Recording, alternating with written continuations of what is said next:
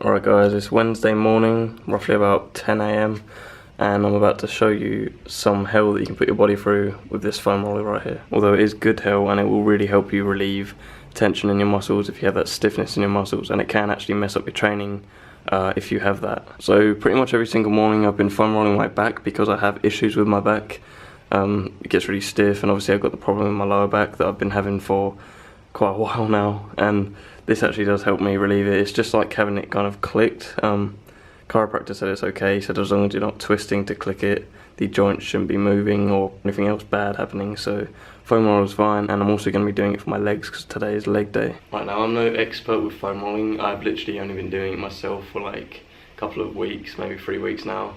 It started off being for my back, but I looked up a few tutorials, looked up like techniques to do it, and I think out of all the muscle groups, the one that I kind of am best at doing now other than back is legs. So I'm gonna just show you a few that I do before leg day, sometimes even after leg day as well. Right now, the one thing that you just want to remember with this is to basically just apply pressure to the muscle whilst you're rolling it. So don't, like, for instance, don't use your left hamstring to foam roll, but like keep this leg on the floor as well, keep it planted, because there's not going to be enough pressure there to really relieve the muscle. What you're going to want to do instead for the hamstring, just as I'm using it as an example, is take your leg and put it on top of the other one, so keeping the leg straight so that the muscle's stretched out, and you're definitely going to be pressing against the foam roller there, butt elevated off the floor, and then simply go back and forth fairly slowly just to really get a nice good stretch on the muscle, because that essentially is what this is. It is pretty much stretching. So if you don't always want to do stretching for your workouts,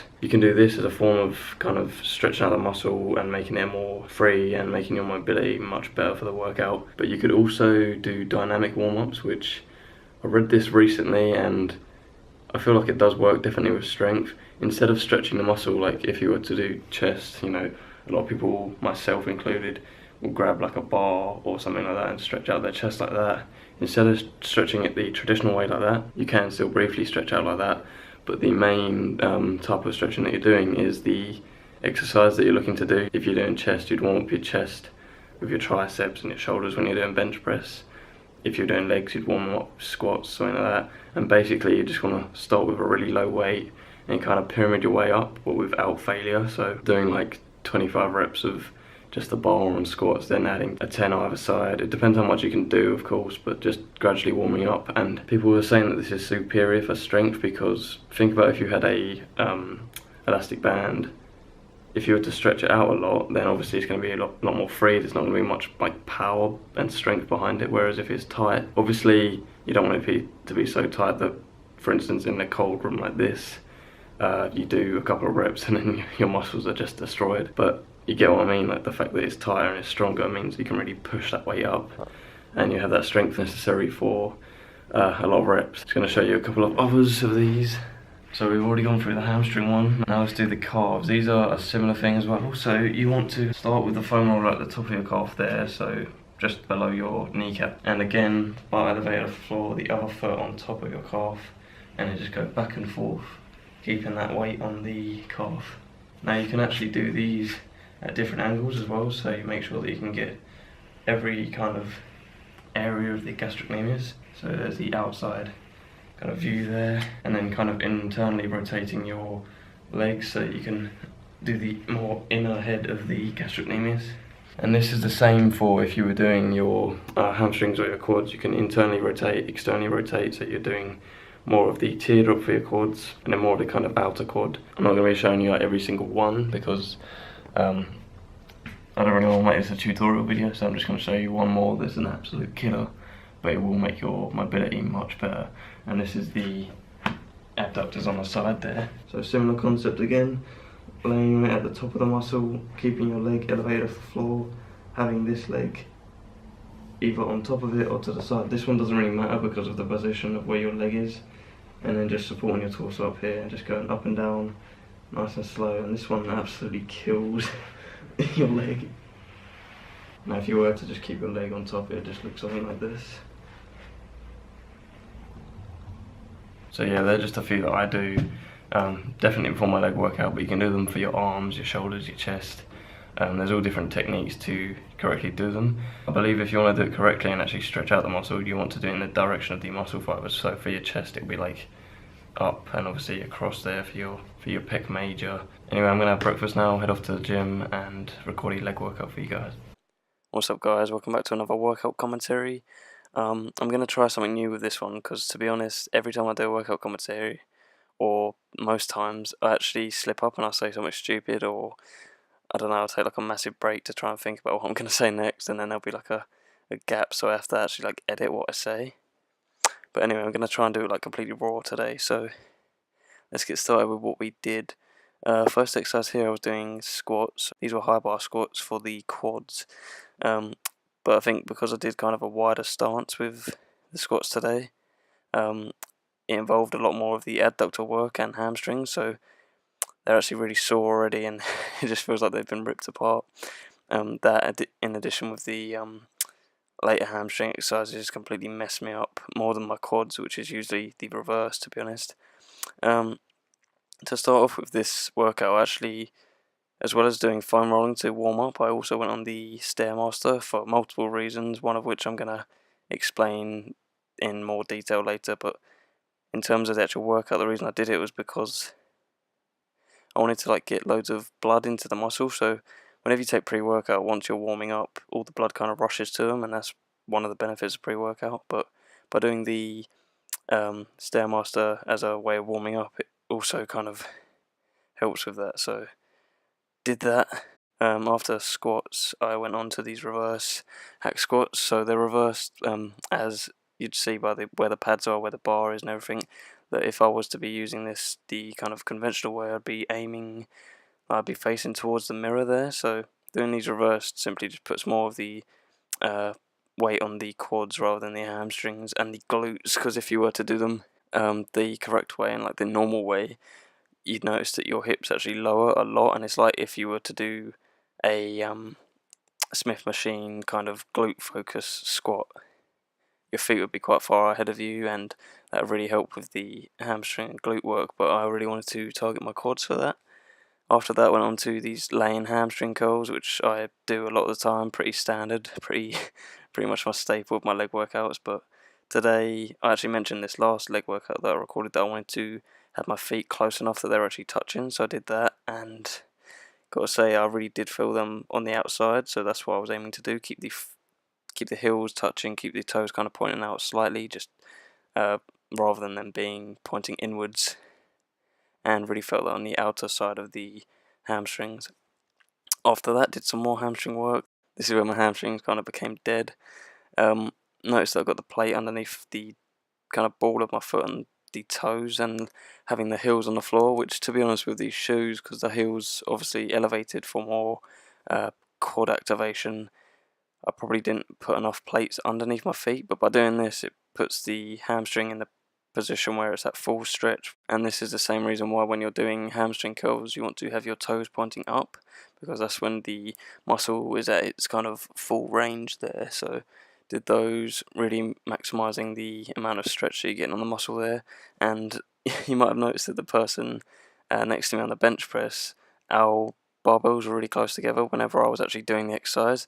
And it's funny because I actually turned the camera off at that point, but after that clip, after that set, we both started our set at like the exact same time and knocked barbells, which was really bad because I have got clips on mine, but he didn't have any on his, and he very nearly dropped the weight and it like flew everywhere. But luckily enough, we managed to like stop and like stabilize it all, and I helped him like drag the bench out of the way. It was just really freaked me out because I hit something. I was like, what the hell? Did I hit like the squat rack? And then just turn around and this guy's like, what the hell? What just happened? But yeah, anyway, with the workout, then did calves.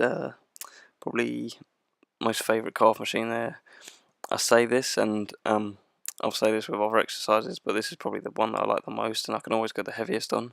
I always tend to get like loads of shoulder pain whenever I do these standing ones, but these are just the same kind of range of motion and the same area of the calves activated, which is the gastrocnemius rather than the soleus. Because when you're doing them seated, like actually seated with your legs are in a kind of a 90-degree angle, that's when the soleus is actually best activated. So After that, went on to ab work, did the obliques, which I covered in a couple of videos back.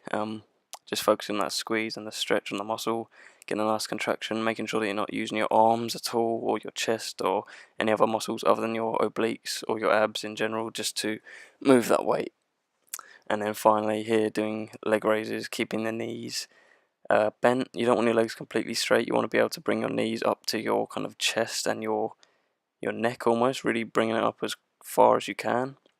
You can use a bit of momentum to get the knees up there, just making sure that the eccentric part, so the lowering of the legs, you're controlling properly to really activate the progressive overload and actually grow the muscle there. So didn't actually do any crunches in this workout for abs, because I've noticed that I'm kind of growing more of my rectus abdominis and like the upper part rather than the lower part or the obliques, and I don't want those kind of abs. I want to have the obliques kind of overpowering the abs, so it just kind of, in my opinion, makes a better physique. I don't know if it's just my genetics or the imbalances of the growth of my muscles, but I need to kind of pay attention to all areas of the abs and kind of manipulate my training so that I'm growing one area a lot more than the other in order to like balance things out.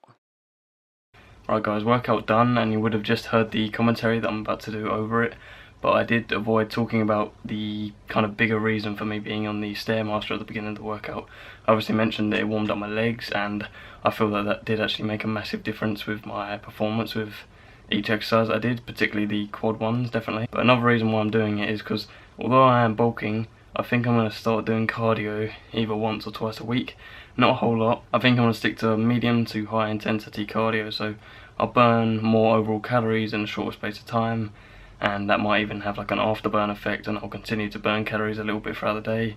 But typically just 10-20 minutes on the treadmill, on the Stairmaster, whatever it is I feel like doing. I will probably do it on leg day, and yeah, now this doesn't mean that I'm trying to lose weight one day a week or anything like that, for those of you that might not understand why I'm doing it. Just in general, having a good cardiovascular system and just doing cardio as a regular thing even when you're bulking will help with blood flow, will help with muscle growth. So I'm doing it so that I can not necessarily be an all-round athlete, but just to make sure that I'm kind of healthier than I am, because honestly I might be gaining muscle, but like if you told me to run around a track or run 100 yards or whatever, I'd probably get stitched, I'd probably be panting massively. So just in general, it's not good that I'm not good at running or anything like that. My cardio is just terrible. So yeah, I'm going to kind of add that to my arsenal with my workouts, do it twice a week on leg day, because it did help me a lot with leg day, because obviously you're moving your legs about. But that means that on leg day, I'm going to up my calories to probably 3,100 or maybe 3,200. Whatever I'm doing on the cardio side of things, I'll literally just add the same number to my calories I use for every other day. So the surplus isn't necessarily higher than the other days on my cardio days, just the actual calories are. So surplus is still going to remain probably like 200 or 300, whatever it is at the moment. I think that's probably what it is, and that's been going pretty good so far. I've actually noticed that I'm starting to find it hard to fit into some of the t-shirts, which is always good. I hope it's not that it's just shrunk, but maybe I'm actually growing, particularly in my shoulders, so that's what I'm looking for. And yeah, gonna continue just doing the slow but steady rate of growth and see how things go.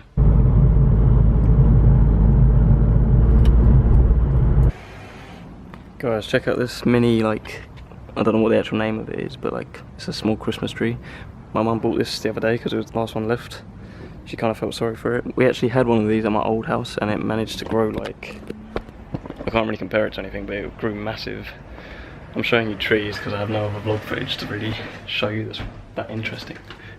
I did actually want to get my car washed on the way back from the gym, but once again it was broken. Not even the one that I usually use. I went to another one, but that one was broken as well. It must just be the cold weather, so I'm either going to have to do it by hand, or I'll give it another go in like a day or two and hopefully it'll be fixed. Right guys, I had to be cooking some dinner now. Just got some chicken breast here, and I'm also going to be putting on some of this, the breadcrumbs. Now, I don't know about you, but I don't usually put like seasoning or anything like that on my chicken, so if you are ever struggling what to put on there, or you haven't got any seasoning, then breadcrumbs is definitely a way to go. It makes it taste so much better than if you were to have it just plain. So I've actually been having that and just some barbecue sauce. Usually I just go with this one, but I haven't actually checked the sodium on this, so if you are going to be going for any kind of barbecue, tomato sauce or anything like that, make sure that you are picking one that's fairly low in sodium, because obviously you want to keep that as low as possible really. So that's just a case of really shopping around, but for now that's what I'm sticking with. I will do more shopping and look for like healthier stuff in the future. Now if you are going to be breading your chicken like I am, it's a good idea to actually measure how many breadcrumbs you're using. So they're all going to be pretty similar to how much carbs are in them, but breadcrumbs obviously will add carbs and maybe even a little bit of protein to your meat. It's funny, yesterday when I did it, what I did was I poured it all on a plate and then I just kind of like kneaded my chicken with the breadcrumbs, but my mum actually said that a much easier way of doing it is to put in a Tupperware with the chicken. Also, depending on how much chicken you've obviously got, you need a bigger Tupperware, and then just shaking it around. So what I'm doing today, gonna measure out probably like 20 grams. It's obviously gonna differ depending on how much chicken you got. Maybe, yeah, there you go. Yeah, no, I'm just gonna chuck that in there and shake it. Also, got the pan cooking there. There's about 9 or 10 sprays of this fry light there, so 1 calorie per spray, which means 9 sprays, that's 1 gram of fat, around that much. I'm also going to keep the heat fairly low and then just whack a lid on it. So this isn't actually my final meal of today, this is actually like my second or third, probably third. So my macros aren't that great at the moment, but the reason I'm cooking this now is so that my protein's fairly high, because it's actually my uncle's birthday today, so we're kind of celebrating with a Chinese takeaway today. So I'm going to be having egg fried rice and probably some kind of chicken dish. I think shredded smoked chicken is usually those two which I usually get. But yeah, obviously takeaway stuff is usually quite oily, definitely with the rice. That's what makes it taste so good. So making sure that I'm getting enough protein so that even if I am exceeding my calories quite a bit because of the amount of fat and carbs that I'm going to be having, at least I'm still getting my protein. Because if you're ever struggling to hit your macros, this usually goes for bulking calories, but I suppose it could go for cutting calories as well. There's a few ways that you want to hit them. First of all, you want to make sure that you are getting enough protein and you're getting the right calories and right macros. That's the number one thing. If you struggle with getting the right macros, or you're having a cheat day for instance, and you obviously can't count every single thing, or you know your fat's going to be a lot higher, then second best thing you can do is have enough protein and then have enough calories, so you're still in that surplus. Yes, the surplus is going to probably be more fat than you want, but really any surplus is going to be the thing that helps you gain weight. So even if that surplus was like healthy carbs and it was complex carbs, even from vegetables, you're still going to be in a calorie surplus, which is going to make you gain weight regardless. The third best thing you can do is making sure that you're getting enough protein. So even if you're bulking but you don't have enough food that you can eat in order to get you into the calorie surplus that you need to be, even if it's literally just loads of fat to get you into that calorie surplus, having enough protein allows you to obviously make sure that you're still maintaining muscle. So even if you, for a couple of days in a row, you don't manage to hit your macros or even your calories, as long as the protein's there, you won't lose any muscle. So think about it as going from bulking to cutting for like 2 or 3 days. You might lose a little bit of fat and obviously water weight and stuff like that because your carbs are so much lower, but you've still got enough protein to actually maintain the muscle and that won't be affected by it. And then the fourth and final thing that you can do, so this being like the worst case scenario, is that you can't get enough protein but you can still get the right amount of calories. So anything around the maintenance, partial maintenance, is going to be the best thing for you to do, because you can still gain weight and still be in that surplus in order to gain the muscle that you want. The protein's not going to be there necessarily, but still within all those calories that you're having, there might be some protein, so you might just get away with it. You know, you might be able to still gain muscle and be in that surplus that you need to be in. But anyway, yeah, that's what's happening tonight. Going to be having rice and chicken, as I said. So actually going to leave the video here. Hope you guys enjoyed this one. I'm now going to bread my chicken, eat this, and then probably have it takeaway in a couple of hours time. So hope you guys enjoyed this video. Hope this one's been helpful. If you like this video, please drop a like down below, and as always, comment. I love you guys commenting on these videos. Let me know anything else that you want me to discuss in these videos, and I'll see you next time.